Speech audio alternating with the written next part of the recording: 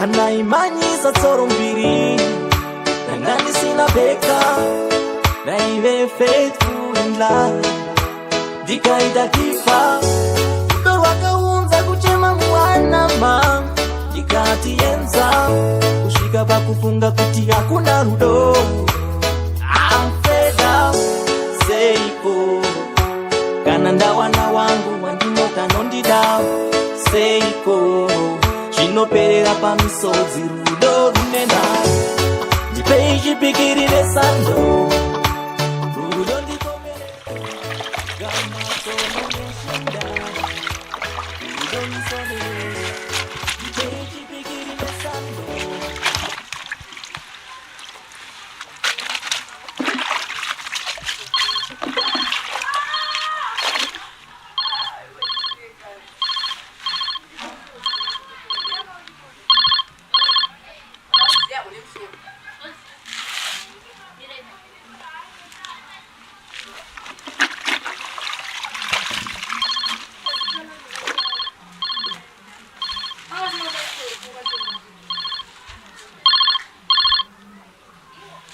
Yes, man.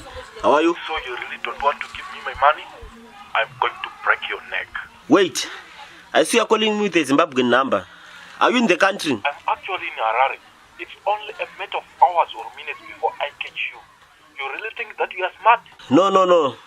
Just give me some few hours. I'll organize something for you. Please. You owe me 52,000 rands, man. Remember. Okay, man. I'll organize 10K for you before the end of today. And then I'll see, I think by next week, I'll pay you your full amount, I promise. Okay.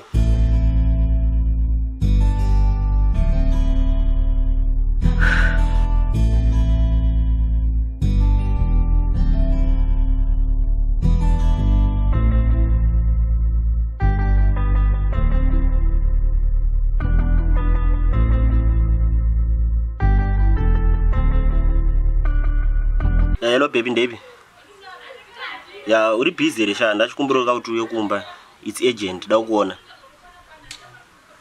Yes, yeah, thank you. Ngosimuka ndisina kuti goodbye ndiri kuno kuchirungu saka don't worry kubva zvakachorwa soma ndina kuti kuzobvira ndakadzoka saka nditipirei zviri kuitika zviri kunzi pana ticha akamitisa imi tsaurai kani zviri kuitika ari kupimbisi haasi kubatika. Newe teacher. Wati? Asitakatukana kani newe teacher. Sha, kuti waine takamira panapa ka. It's wrong. What is wrong na teacher? Inini newe hatina chatakatadza. So why are you feeling bad? Sha, Jona ishamwari yangu, iwe unonyatsoziziva. Iye akatuti achadonwa ndichitaura newe, wazvinzwa ivi. Uchanyeba iwewe. Did Jona say that to you? No, not exactly Ivy. But iwe unofunga kuti akafara here nezvaakaona. Ivy, rega ndikuudze chimwe chinhu. I did my part Jona panga asiponzo. Izvezvo akauya achienda unotaura naye kana wada munhu kutaura naye. And rega ndikuudze Ivy, usauye pamusika pangu uchida kutenga. Kana wada kutenga ka, enda unotenga kwana mai chidoko. Watengesa same stuff yakafanana neyangu. Wazvinzwa Ivy? Andione paine need yekuya pamusika pangu. Please. Hedi, ende zvakatokuomera newe teacher. Zvautori child zvekudaro iwewe. Manje kana wakudaro uda kuti ndite sei iwewe? Urikuona Ivy, zvandataura ndizvozvo. Ende ini newe ka, let's pretend as if you don't know each other. Urunze, ende izvezvo agisi kuenda kwana Jona. Akatokumirira so gara waendako. Okay, ribosha regeze ndiende no. Baby kana sirira pataundi pakana budikira nekupointi manominyuka mizipana boys strategy inoise kana uzangu langu siribo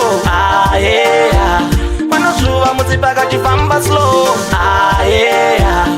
matina yose atomira ho vari ukanda shoko kachiti no chiyo pamushika vachiridza miridzo.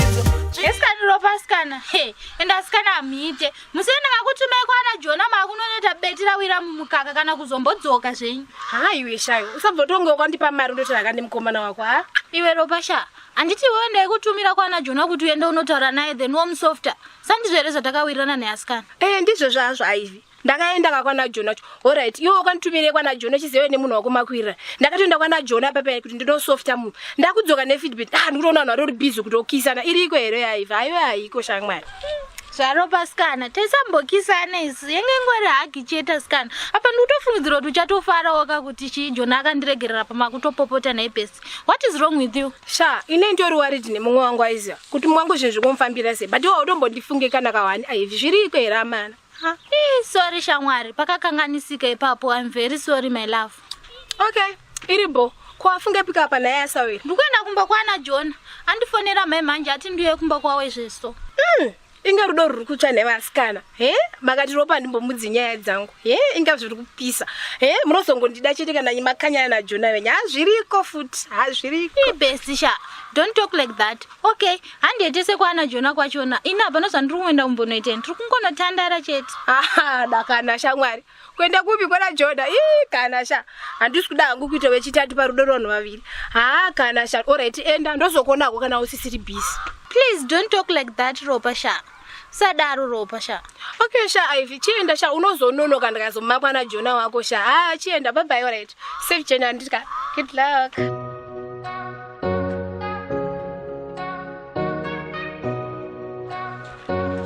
Awanoza chikwini. Sisi ngatingwende pateni pake waize. Tobotangumudza nyaya yedu waize. Iye akangonakira chiti ni nyaya yedu atozotengeta pinda.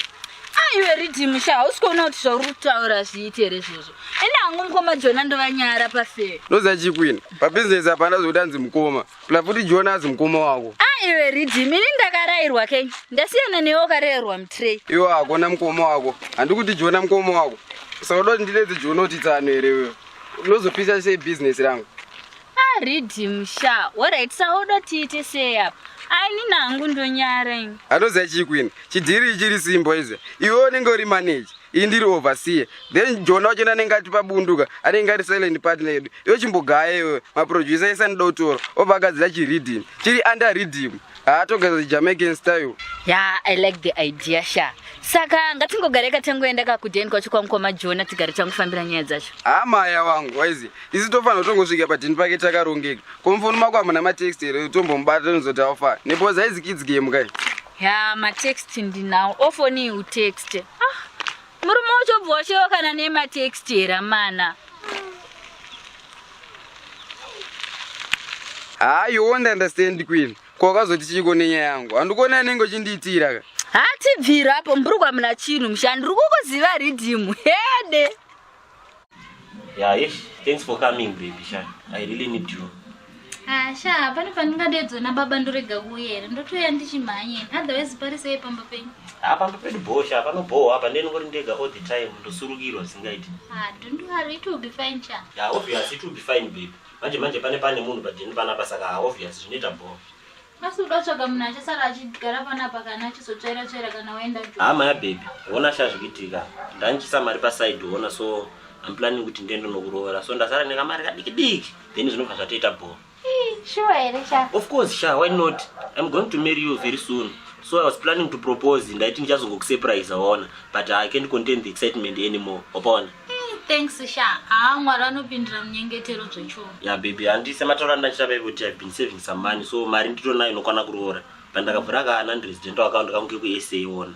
So according to the bank policy mari iri mukai handikwanise kuitora until November asvika ndo pandozongibudisa ka1. So mari iri momwe iyoyo pandongonoitora ndo pandobva ndanokuroora. Baizi. Okay baby, please adminda unzoda ucheme. Maya, don't worry. Wona Sha, dauti uremember ndiri mainini wako kuBotswana vavai. Dauti undipe namba dzavo then toita sei tovafonera. Toita kuti month ndi November ipapo. Tovakwidza bhazi voya kunoku then tobva tafambira nyaya dzacho ka1. Didi ndinadzo ndetotaura nawo last week wachitokubvunza itotarise mukwasha wangu. Saka zvakarongeka kaizvi baby. So this means that everything is settled. Okay Didi, komutsvero uri kupikwa apa ndimbosanotsvaira mumba kota kutogadzirira chirora ka. Waona kaurapo. Baby. Ndokumurudzoke panapa Sha, pane zvimwe zvinhu zviripo ndendo zvandakanga ngotaura nini. Okay, shoot. Yeah, so baby, handiti ndakakudza nezve online business rangu randakavhura.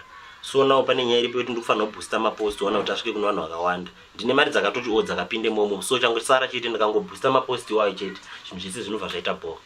Okay, fine. I'm listening. Okay baby, so semataura ndandichiite nini, mari ndinayoona but ndine shoma because what's happening now ndezvekuti mari yangu yese iri tied up in that non-resident account yeSouth Africa nditi. So zvandoda kuite nini, ndoti ndakaona munhu anondipa mari then ndo injecta pakuboosta maposta angu aya, then month end Facebook painondibhadhira mari yangu inenge yakatotiwa ndezvekudaro, then munhu andinganipa mari ndobva ndaita se ndomudzosera mari yake month end. Ne baby, ndozvaungabva wataura uchitenderera here izvozvo. Problem yako ndiyei. Okay, I'll give you the money. How can I say this? It's a bit complicated baby. Ona zvikiitika, mari iri kudiwa payakatowa ndeiona. Ndikuda $700 but in 2 weeks time handi ndana ndobva ndatokava. It's fine dad. Ini ndine ma-savings angu andanga ndichitawo ndoda kuextenda kumboko. So ndinokupa hangu mari yacho then uzondidzosera paunenge waiwanira. Thanks baby, thanks. Come here.